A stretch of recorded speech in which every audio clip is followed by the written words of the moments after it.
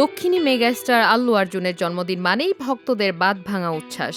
কিন্তু এবার সেই ভালোবাসাই যেন কিছুটা বিপত্তি ডেকে আনলো। প্রিয় তারকাকে এক নজর দেখতে গিয়ে পুলিশের লাঠিচার্জের মুখে পড়তে হলো অনুরাগীদের। তবে এরই মাঝে বড় চমক দিলেন পুষ্পা খ্যাত এই তারকা। প্রকাশ পেল তার ৮০০ কোটি রুপির নতুন সিনেমার ফার্স্ট লুক। ৮ এপ্রিল ৪৪ বছরে পা রাখলেন আল্লু অর্জুন। মঙ্গলবার রাত থেকেই হায়দ্রাবাদের জুবিলিয়া হিলসে তার বাড়ির সামনে জড়ো হন হাজারো মানুষ। পোস্টার, ফেস্টুন আর আতশবাজিতে উৎসবের আমেজ রূপ নেয় চরম বিশৃঙ্খলায়।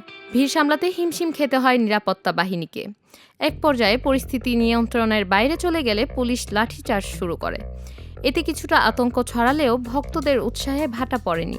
অরাজকতার এই খবরের মাঝেই ভক্তদের মুখে হাসি ফুটিয়েছে আল্লু অর্জুনের নতুন ছবি রাক্কার ফার্স্ট লুক। জওয়ান খ্যাত পরিচালক অ্যাটলি কুমারের এই বিগ বাজেট প্রজেক্ট নিয়ে আগে থেকেই জল্পনা ছিল তুঙ্গে। প্রায় ৮০০ কোটি রুপি ব্যয়ে নির্মিত এই ছবিতে আল্লু অর্জুনের সঙ্গে অভিনয় করছেন দীপিকা পাডুকোন।